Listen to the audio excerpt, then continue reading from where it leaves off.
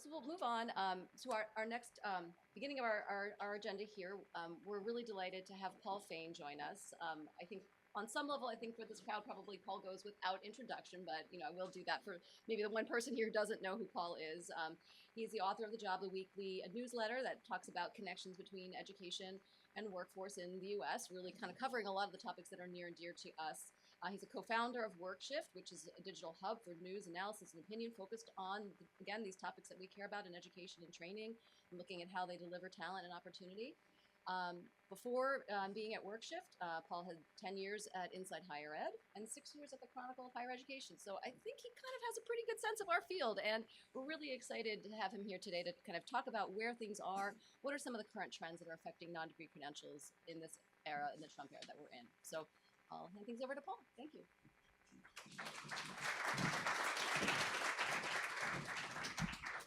Good morning. Hello.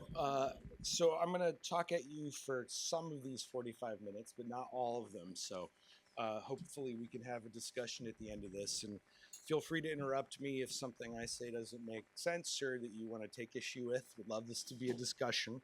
Appreciate the introduction from Michelle. As she says, I am a journalist. A couple things about what I'm not. I'm not an expert.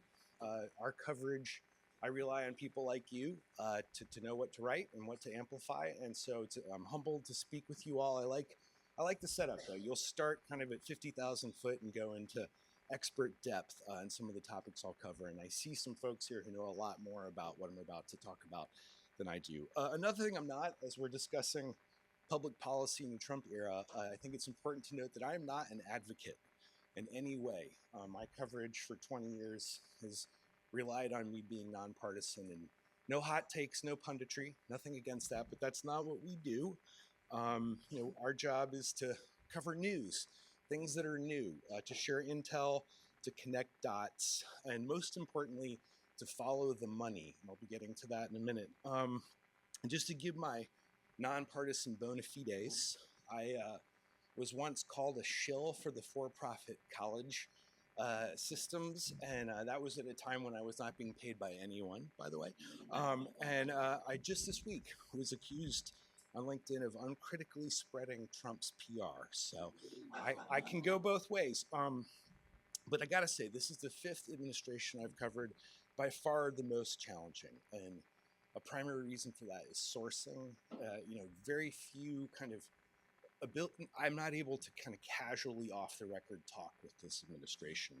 You all may have seen this. The Department of Labor, which is the agency I pay the most attention to, threatened staff members with criminal charges if they talk with journalists. So I can't just reach out. And I have to say, that's different than the first Trump administration. I met with Diane Howard-Jones at the department on a kind of off-the-record basis, talked with lots of folks to help set me straight, help figure out what's really happening behind the scenes.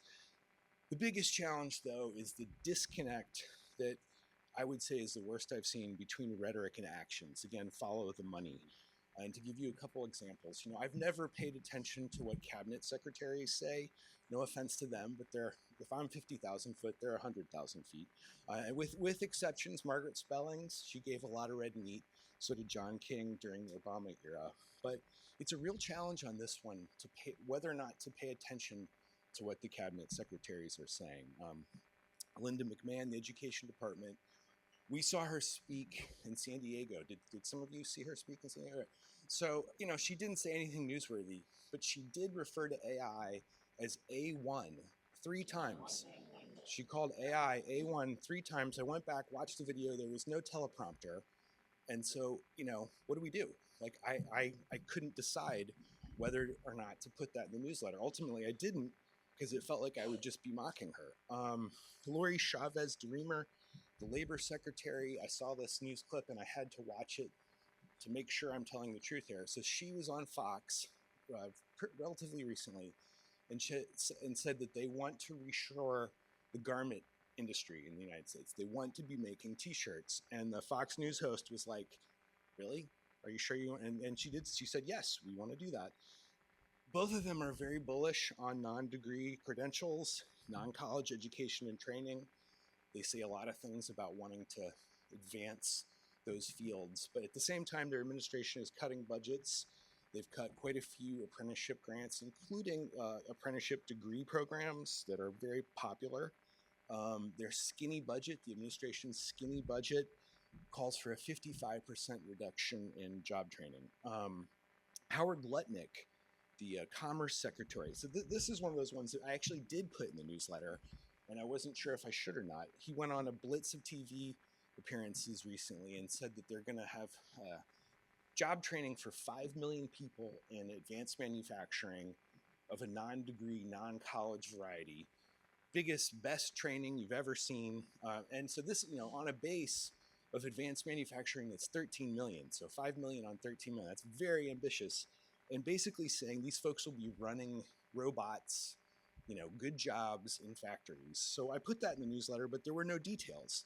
There have been no budgets released. There's no plan. Maybe there will be a plan, and I'll get to that in a minute. So I told Michelle and Kyle that, like a good journalist, I would procrastinate to the last minute in figuring out what I would say to you. And that's usually a good idea with this administration. So you may have seen this week, President Trump himself on Truth Social said that he was going to take $3 billion in research money from Harvard and move it over to trade schools. I don't know what that means. I have a newsletter I have to write tonight. I don't know if I'll put that in there or not, because there were no details. Again, I don't know. I doubt it's legal. I'm not sure that matters. However, I have heard from some folks who know some things that there is a serious intent behind this. They just cut $400 million in unemployment insurance funds, ARP funds, pandemic era unemployment insurance, and apparently, my sources tell me there are more cuts coming to Department of Labor's ETA this week, and that money might be used for this. So again, could be serious. I really don't know. But a lot of this stuff, it reminds me of the kind of press release bill drops on the Hill when a member of Congress announces a bill with a nice sounding acronym that has zero chance of getting funded or ever being passed. But the three pillars thus far in the administration, it's very early, big rhetoric. Non-degree education and training is in, college is out. We're done with college for all. But at the same time, bigger cuts. I mentioned apprenticeships, but the House bill, the Education and Workforce Committee would cut $350 billion over 10, $7 billion from Pell Grants. I feel like the kind of flood of information, this hasn't gotten as much attention as it should. So $7 billion over 10 years from Pell Grants, largely by raising the requirement to get the full grant award amount. So under the bill, which we'll see what happens in the Senate, you would need to take 30 credits in a year to get the full Pell amount, and there would be a cutoff below. So part-time students would be frozen out. That idea is not new, by the way. If you all remember Complete College America, I don't know, time is a flat circle right now, but 10, 15 years ago, the 15 to finish campaign, the idea that part-time students, research backs, are less likely to complete.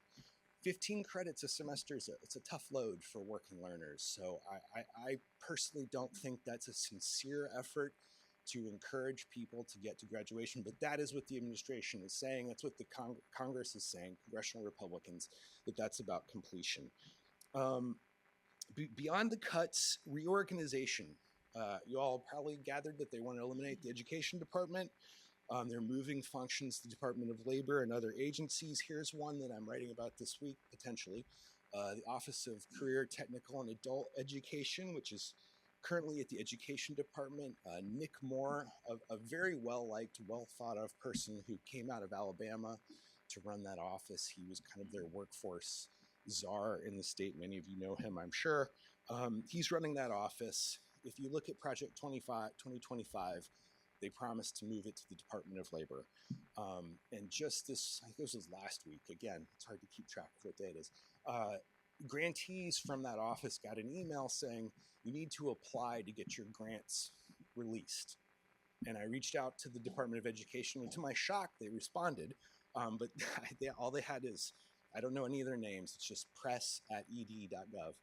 But I said, I've heard that you started moving this office to another agency, and they said my information was incorrect, and that was it. But at this point, I think it's safe to say it will be moved. I don't know if it is now, but their grants are frozen. or at least you have to apply to get them. Again, to be fair, they are still very much in transition. Many veteran staff members have been nominated who haven't been approved. Some just came out of a committee vote. Nicholas Kent, the Undersecretary of Higher Education, uh, a veteran of Virginia and the career colleges space, knows his stuff. Henry Mack and Kevin O'Farrell, both at the Labor Department out of Florida, they all got approved out of committee. But I did just hear from, again, folks who know things, that it's going to be a while till they get approved by the full body. I don't know why that is, but folks, that's the smart money right now, is it's going to be a while on those folks till they're placed. Some veteran people are in place, however. I mentioned Nick Moore, but Merrick Lako is the chief of staff at ETA, at Department of Labor. He came out of the Education and Workforce Committee, well thought of, very smart guy who knows his stuff. And there are others. I've heard even from folks on the left, don't sleep on this administration. They're very bullish on non-college credentials and training. A plan could emerge. Most people think you're going to have to wait a year to 18 months to really see one, but people think it's possible. However, some of my sources from the first Trump administration, including some senior people, are very negative, surprisingly negative. I haven't been able to get anyone on the record yet, but people are telling me it's a totally different story this administration, and their biggest concern, no surprise to any of you, is staffing. You've seen the rifts. Obviously, it's a dark day in Washington. It's appropriate weather for a lot of people who work at federal agencies. Just to give you an example, I keep going back to OCTE, the Office of Career, Technical, and Adult Education. Of their 15 people who work on grants, only 5 are left. There's many worse stories than that across many of these agencies. So the good news, if you work on this, the urgency is very much there on all of these issues. This beat has never been hotter for me, particularly at the state level. That's obviously where leaders hear from businesses who have shortages of workers, where budgets have to be balanced, and really where the real change and experimentation is happening. The driver of that urgency is the labor force participation rate. As many of you know, we're at 62.6% in this country, which is the worst in the developed world, and going down relative to our peers, largely because of men leaving the workforce over the last couple decades and offsetting the gains of women in the workforce. In some states, Alabama, Arkansas, where some of the most exciting work on this is happening, it's in the high 50s, which just is not enough to sustain state government. Philadelphia has a high 50s as well. And that's one of the reasons why you see cities in blue states doing things like dropping degree requirements for government work, as they did in Philadelphia. Certificates are hot. Probably don't need to tell you all this, but just recently the numbers from the clearinghouse came out. There was a 4.8% bump in certificates this spring. It's 20% higher than it was in 2020, and community colleges account for 2/3 of that growth. I just spoke with the new CEO of Coursera, who, by the way, ran the Alexa division for Amazon and was Jeff Bezos' technology advisor for 23 years. I wonder if he's a billionaire, by the way. And if so, why he took that job. But their numbers are unbelievable. I mean, they have 31 million registered users in the US, 28 million in India, and growing much faster than the users in the United States. They have more interest globally in Gen AI courses, short courses and credentials than they do in the US. They have currently 55 professional certificates from big tech companies themselves, Google, IBM, Meta, all of which have credit recommendations from ACE. And as some of you know here, the UT system is embedding them across degree programs. So is SUNY and many community colleges. Workforce Pell, short-term Pell. It sounds like it's actually going to happen. It was in the big domestic policy bill. We'll see what happens again, but people are pretty optimistic that Pell Grants will be opened up to credentials of shorter than 15 weeks, between 8 and 15 weeks. I have heard, and I would love to hear if you all agree, that the guardrails that the committee put on there are pretty high, both from an ROI standpoint and completion requirements, 70% completion. The data is going to be a challenge, but this bill has less reporting requirements than the previous ones, and interestingly, more latitude for governors. What I think shocked everyone, and again, would love to hear if people have heard differently. Non-college providers, non-accredited, non-Title IV college providers were allowed in at the last minute. Who and why, I have no idea. No one I've spoken with has any guess. The names that get thrown around of the sort of non-college providers that might be interested in this are Amazon, with its career choice program, sectoral training providers like Perscolis. But over the years, those are names I've heard. I've heard Amazon and short-term Pell going back like 10 years, and they always say that they're not interested at all in that. Interestingly, the non-college providers would face the same requirements, though, so would be a high bar for them. And I think this gets lost a lot. This would be modest. The the Congressional Budget Office estimates it would be $300 million over 10 years. So this is not going to break the bank on Pell. I don't care what anyone says about that. Like, Pell has much bigger problems than workforce Pell. So measuring value, credentials of value, Texas is the place to watch there. You all know about HB8, the new money directed towards community college tied to requirements that the colleges are, that folks are earning credentials of value. The state has a big system to measure that. I see folks here who know about that. Hopefully we'll hear more about that later. Another one to watch, North Carolina has a new community college funding formula. It hasn't been approved, but looks like it's gonna. It's called Propel NC.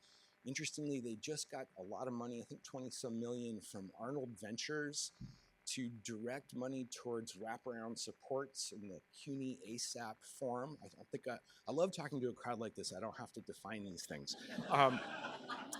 And I think one thing people don't realize, so you got wraparound supports, including for certificate programs, but only for high demand fields. Like, they're going to route people into high demand credential fields, including short-term ones. Other experiments in the credentials of value to watch, CredLens. I think we've got a couple people here from CredLens. A lot of buzz about that right now. I'm having community college leaders ask me about it. I had someone just last week say, have they cracked the code? Is this something that our state could use soon to measure what works in the labor force? That's one to watch. However, I also get people wondering if the gashing of our federal data systems and staffing could be a problem for this. IES has been gutted. So a lot of concerns there. If AI has a big impact on the labor market, I personally believe it will. From the folks I've talked with, most people don't really know on that issue, but the ones I talk with say some pretty scary things about occupations changing very soon. Will we know? I don't think we will. I don't think our labor data systems are up to the task of measuring that change. Julia Lane, who's one of our most august experts on public data, has called for a public trust and non-government foundation-funded system to measure the impacts of AI in the labor market. That sounds like a pretty good idea to me. Experiments at the state level that kind of extend beyond credentials of value, that try to marry kind of economic development, workforce, and education. We're seeing a lot of those in the states that have those labor force participation problems. Alabama and the talent triad being one, if you haven't looked at, fascinating experiment. Arkansas's launch, which we're going to be writing about tonight, is another one. And, at a smaller kind of experiment level, the Manufacturing Institute tried to do industry recognized credentials a while back, and they killed it, interestingly, because they felt like each manufacturer has such different roles, skills needed, that they didn't translate across manufacturers. And I appreciated their candor, by the way, about why their short-term credentials didn't work. But they're back with an experiment I wrote about the other day that does skills matching for veterans, that tries to match them both in a hiring and an upskilling way. And the first big company to jump on that was Anheuser-Busch. By the way, I live in Columbus, Ohio, less than a mile from my house. So I drove out and took a picture of the Anheuser-Busch brewery for that one. And other kind of related non-degree experiments that I'm watching closely, Indiana has really blurred the boundary between K-12, the workforce, and college in some controversial ways, but they have very ambitious goals for youth apprenticeship, but more than any other state. 50,000 they want to create and place in the next decade.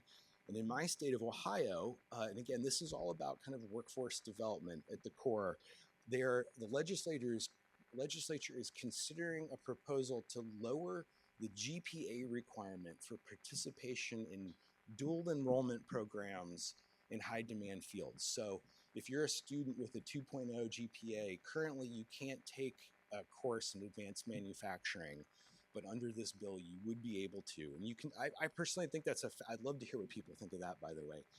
It seems like something that is driven by kind of an urgent demand, and in some ways looks a little like tracking, but also a lot of the students who it would benefit are dropping out of the system in high school or shortly thereafter.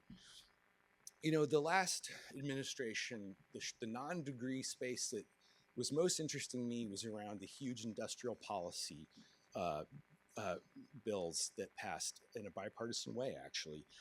Obviously, infrastructure, chips, and IRA, which was largely clean energy. So the question is, which ones of these will survive this administration and this Congress?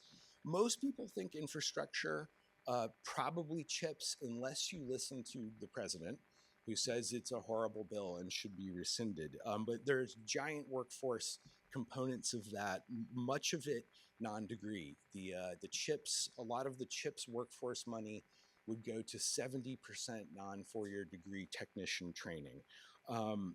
What's probably going to happen with chips is there's going to strip out some of the requirements around it, like childcare. But it looks like for now that will keep flowing. However, I guess it was, again, I can't tell you if this was last week or 2 weeks ago, but they just did a redo on the tech hubs. The tech hub's a really interesting program that tries to create, technology centers outside of the superstar cities. What's really interesting about it is it kind of combines economic mobility and economic development. Howard Lutnick, the Commerce Secretary, poofed the kind of second phase of those grants. They're going to claw back 6 of them, and they're going to redo it by next summer. Interestingly, they said that it was unfair. It was a sloppy, rushed process. Folks from the Commerce Department, the Biden administration, pushed back very hard on that to me, harder than I could even put in the newsletter, to be honest. I had found the requirements for that phase 2 on the Commerce site, and in the 2 days I was working on that, they poofed that as well. So you can't tell at this point how rigorous that was. But again, the reason they said they got rid of that, DEI and energy, clean energy, and that they, frankly, it sounds like they want to prioritize more red districts for the tech hubs. I do think from everyone I've spoken with, the IRA, it's gone. The clean energy tax incentives, so huge workforce implications there. And a lot of that money, most of it was flowing to red districts. So there are questions what's going to happen in the Senate, but I think many people are moving on from EV subsidies. I heard if y'all didn't hear it, was pretty interesting. JD Vance was on Ross Douthat's podcast the other day. It was pretty sprawling interview. But Douthat asked him, if you really want to reshore all these industries, where's the workforce development? Where is the industrial policy? And Vance's answer, I can't really summarize it here, was that we do have our own form of industrial policy. That's massive private sector investment and tax breaks so that consumers will spend more. That's going to kind of reshore industries. It didn't sound to me like he was actually supportive of the industrial policy in any way, which would be a departure. But who knows? Trump and Lutnick are both saying we're going to make iPhones again. Like Trump said this just recently in the United States. Most people think that's impossible and not something that we'd want to do as a country. But I will say, there are, underneath all of this, I'm trying to be positive, there are endorsements of a lot of the work that's been going on for a long time. The bill and the budgets have not cut the NSF's innovation engines, which were CHIPS workforce funds through community colleges. They've endorsed that. And Lutnick, in his statements on tech hubs, he was very positive about the program generally. And some folks didn't think that would survive. This is still a very nonpartisan, bipartisan issue. The Washington Post had a piece a couple days ago from some pollsters that said that the most bipartisan issues they could find, tax credits for job training, number one. 70+% support among liberals and conservatives, and top the list. But I do worry that we're potentially entering into an era where that will change. Right now, again, support for non-degree training is very high across partisan lines. Apprenticeship absolutely stars the work the Opportunity at Work are doing. A lot of people on the left support this, but as you know, if you can see Trump now positioning trade schools, non-degree job training in opposition to Harvard directly, that to me risks a very dangerous situation. I think for good reason, a lot of folks in four-year higher education are feeling very much under assault. I think people are under the surface concerned about careerism, not totally under the surface. You see the New York Times will run pieces by people at four-year colleges all the time talking about how this focus on jobs and widgets is bad. We need, the life of the mind, the whole individual. That's fine, but I think at some point, I think we're really risking a non-degree, certificates and apprenticeships versus four-year college, where things become right and left coded. I don't think we're there yet, as that poll shows, but I do think if this continues, particularly the administration's push to destroy four-year research universities, and if they start moving money towards job training, while I think most Americans would support more funding for job training, we don't have it right now. We've seen huge cuts. But if it's positioned that way, unfortunately, I think we're looking at decades of fighting over partisan issues. So on that cheerful note, I will wrap up.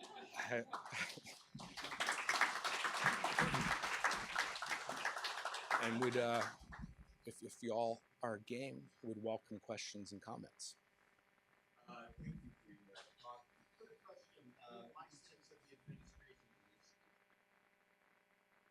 is about data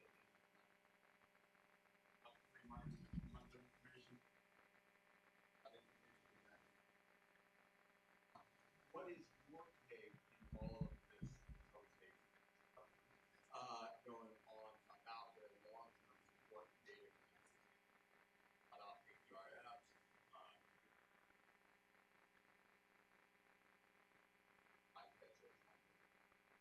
Yeah, I mean, everything I say here is speculative. Obviously, what they've done in a follow the money viewpoint is cut and just cut. And I think at the White House level, you're probably not going to see a lot of interest in data collection. That said, I think some of the folks who are coming online at the agencies are interested in it.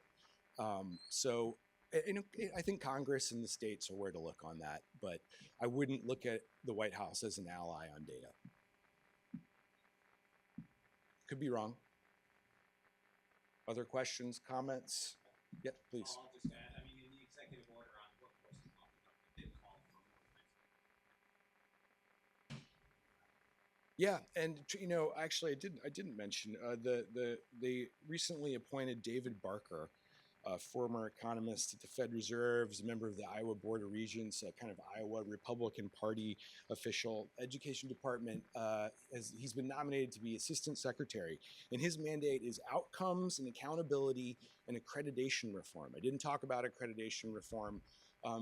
Secondhand, I've heard that they remain pretty committed to fast tracking new accreditors.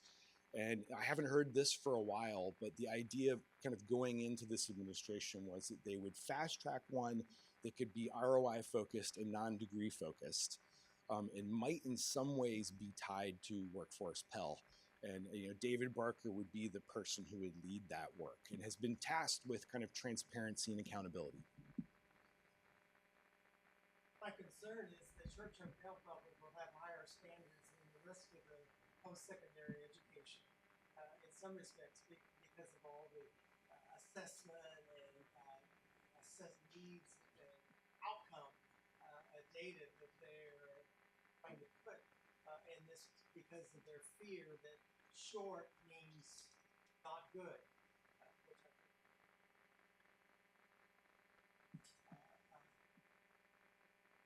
The other thing is that I'm wondering what the possibilities we at Workforce believe that the integration of non-degree credentials to enhanced outcomes of degree or certificate academic pathways is one to be looked at instead of non-degree versus degree. Why can't we just start looking more at integration about how they can enhance one another? Yeah, Holly, I think you were the one who wrote about that kind of the both and approach being the best one, and we are seeing that. There's quite a bit of that happening. I see Kelvin from the University of Texas system; they're doing that. But to your point, I actually had a very, I guess, a statute of limitations of talking about this has elapsed for me. But 2.5 years ago, I got asked to speak privately with the Education and Workforce Committee leadership right after they took the House. And I said, I'm just a journalist. I can't do that. And they said, well, what we want is to ask you about who to trust in setting guardrails for workforce Pell. And I actually can do that. And so I recommended some of you and CCRC and others.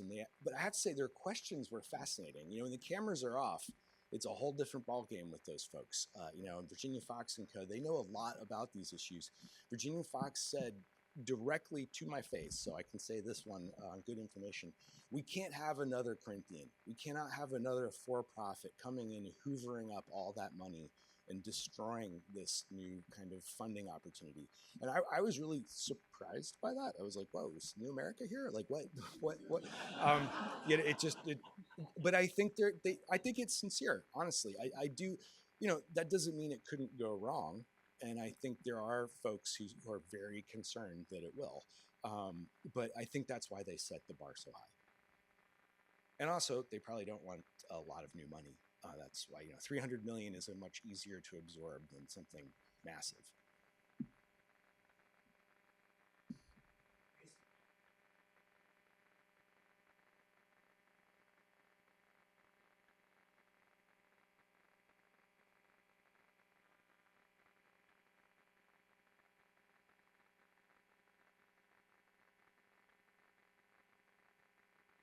Who profit from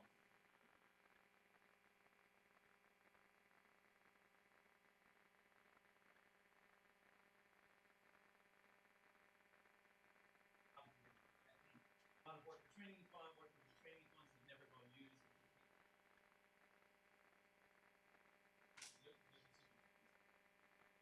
Most of those era is working with people who already have moved. Yep, yep. Yep. Do they see it as a substitute? I don't think I'm in any danger of sounding like a Pollyanna.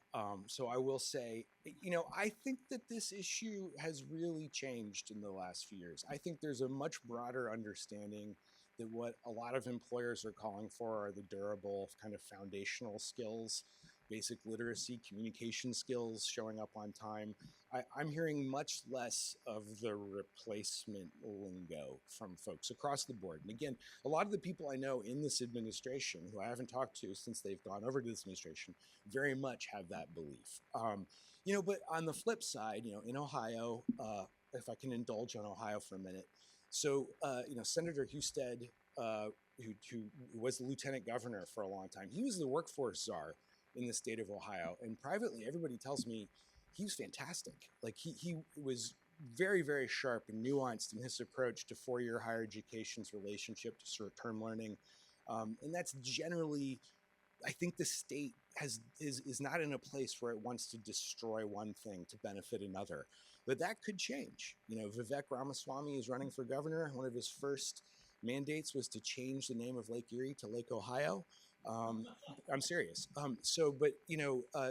They've appointed Jim Tressel, the former football coach at Ohio State, who was Youngstown State's president for a long time. I met him a bunch of times.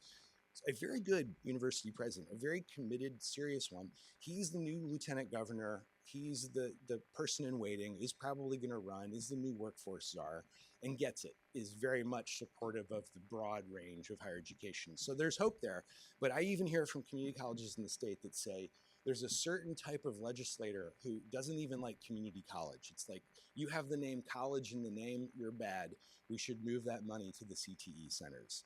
So that is a very big thing, but that's not coming from the employers.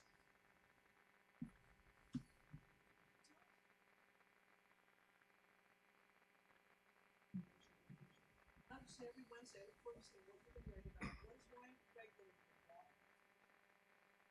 I'm really concerned about good information. I feel like we're doing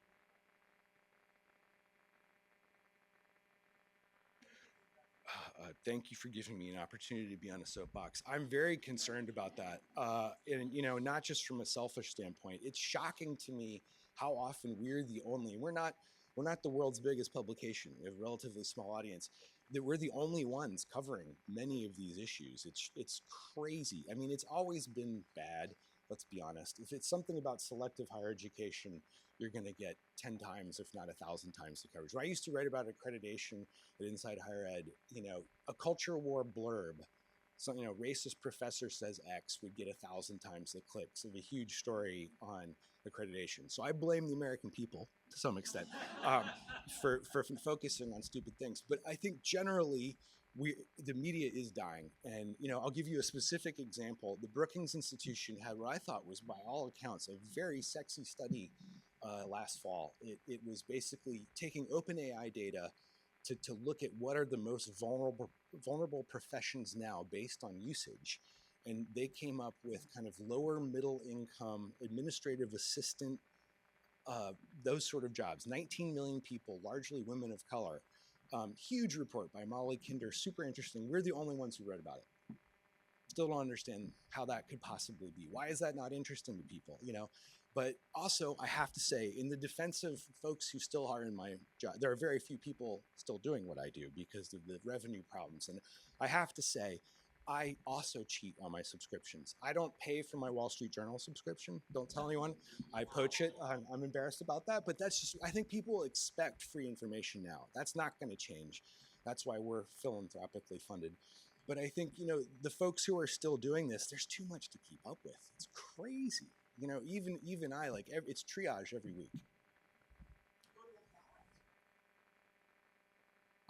We use AI mostly just to to have an idea of what's possible. I mean, show of hands, who uses AI on a weekly basis?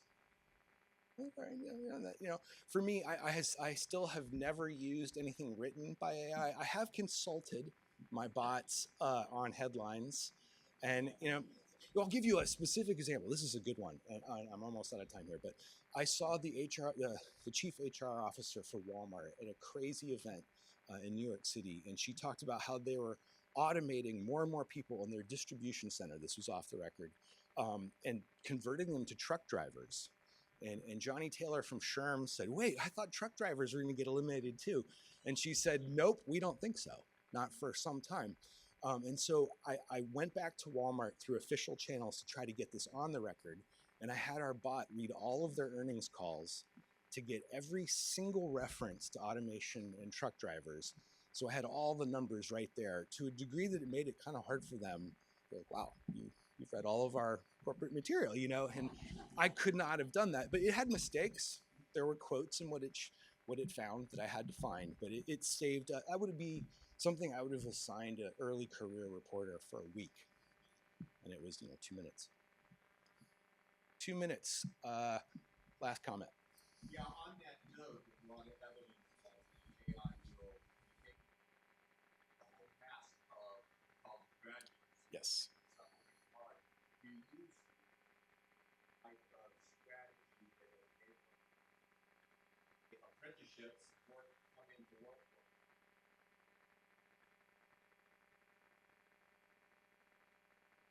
I don't see that strategy, but I'm definitely hearing that alarm from many folks. Interesting data point. I'm glad you brought that up. There's a company called Arena, which has about 20% of the healthcare jobs on its job boards.